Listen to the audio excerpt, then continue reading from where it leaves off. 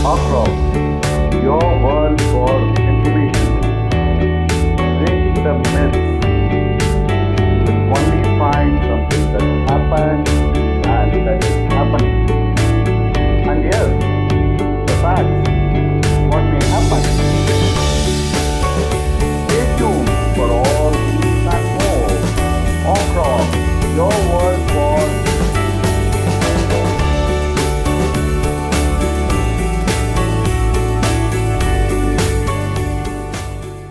Hi all, today we have Mr. Chan here. Mr. Chan, Yes, hello. Good evening. Good evening to all. Good evening to you. Thank So- you for giving me this opportunity. it's our pleasure, it's our To be pleasure. one among your voices. Right. So what do you think is the problems of modern day India, Mr. Chan? Modern day India has got lot of problems, lot of challenges. The everlasting and the what should I say, evergreen challenge has been its caste system. The social inequality that the caste system has sort of carried over the Age old, isn't it? age old. It is Time immemorial. It is time immemorial actually, and I don't think it is going to end soon. Also, I don't see it ending, or I mean, the society getting over the system in the near future. Though many stalwarts, reformers have embraced and tried to change this, but they could do to only some a certain effect. It still persists, and as I said, it is going to remain the same for a few more generations. What kind of psychological impact it has left on this society, Mr. Chan? The psychological impact, see, for example, as we were discussing earlier, the performance, the achievement of any individual, irrespective of his sort of background, his place of, his native place or place where he comes from, it is all irrelevant, and the only thing that is brought forefront is the caste of the individual. Actually, the other problem is the privileged, the so-called the upper caste of this country. They are ignorant of their own privileges that they enjoy. They are sort of entitled to all the facilities and the liberties they actually the society has guaranteed them. They think they deserve all that, while totally deciding that the other people, the lower caste or the so-called underprivileged people, don't deserve all that, and they have been sort of obliged to get all this. So the, these, the equality or equity, whatever we call, it doesn't exist in this society still. And the present day politicians and the society are doing no good in eradicating or at least sort of bringing this to an end. In fact, with the advent of the social media and the visual media, mainstream media, the caste system, the social inequality, in fact, has increased to a larger extent. So it's going to be very difficult for the next generations to come out of this so easily. The social disparity or inequality is a menace, and it's more of a engineered one. Yes. What are your thoughts on this? Exactly, it is engineered and it's still being, more than the engineering, real engineering of say mechanical, electrical, instrumentation, whatever is this technological advancement. The advancement on this caste system and the people's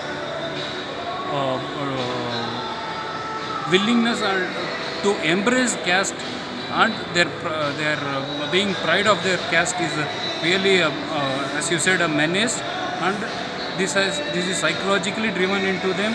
This is not as again I repeat, this is not going to be easy to eradicate this. So, what do you think as the solution to eradicate the caste system and the ill effects of the society? No, this may sound cliche, but still, I think the easiest solution is to provide quality, good education to all parts of the country. There is no substitute for education. Education means quality education where the equality is propagated, preached, teached, and explained to the kids at the grassroots level. I don't think there is any other easy way of bringing this caste system to zero. Education is the only means of doing it. Quality, good education. It's sort of not the present education system. This is not going to help at all. This way, this country is going to be again, as I said, it is going to take generations to come out of this. How do you think this is different from the color conscious racism? Oh, this is a big brother to that. In one word, if I have to say, in one sentence, this casteism is a big brother to racism. Okay. And if black lives matter, all lives matter. Not necessarily black lives matter. All True, lives true. matter. I am a firm believer in the sort of freedom to live of the entire millions of species which is existing in this universe, vast universe. There is no selective. There can never be a selective thing. I should never think that other species or other humans should live or not. I don't have any rights to do it. The other species or insect or a bird or a human is as free to live in this world as me. Okay, but in reality, can a society exist without any kind of differences or divisions? No, it is impossible. But the social effect of this divide should be taken into contention before finalizing or implementing a divide. There can never be a society without a divide. Religion, I think in the first, it is my opinion, religion was not formed for discrimination or making differences. I think it was made to gather a society for the common good. Ultimately, and through the years of religious evolvement, these sort of frictions between religions, again the subsects, subcastes all came into existence based on individual preferences and supremacy of certain group of people, say maybe pharaohs, maybe kings, maybe sultans, maybe rulers of all around the world. Speaking about the religion in India and the caste system, they are inseparable, aren't they? Yes, exactly. The irony is the so-called non-casteist religious such as Muslim, Islam and Christianity has also got this sort of casteism and subsects into their religion from Hinduism. This is my personal opinion. It has got nothing. I have not read it anywhere. I have not. Nobody has influenced me. This is my personal opinion that casteism has not only, propagated through Hinduism. It has also spread to other religions. But the Hindu religion Yes. is kind of soaked in the caste system, right? The caste system otherwise is Both are soaked in. inseparable. Both are inseparable. Yes. Okay. Hinduism does not exist without caste. Caste, Without caste, there is no Hinduism. absolutely. Do you have any other idea of other religions that could have existed historically? Yeah, I have read a few. I have gone Animism? through- Sorry? Have you heard about animism? No, there are Ajivagam? Ajivagam. You had explained in your previous videos about animism as well as Asivagam.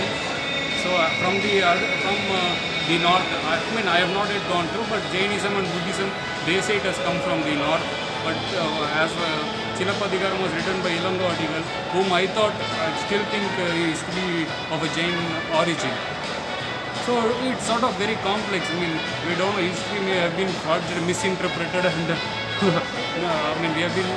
might have been misguided also. Absolutely, absolutely. The social engineering includes fudging of history as well, right? Yeah, without fudging there is no history. History.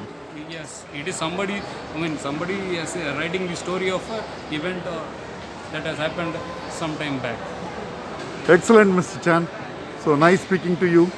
Good Thanks. day. Thank you I don't for know how all your good thoughts. This video would have come.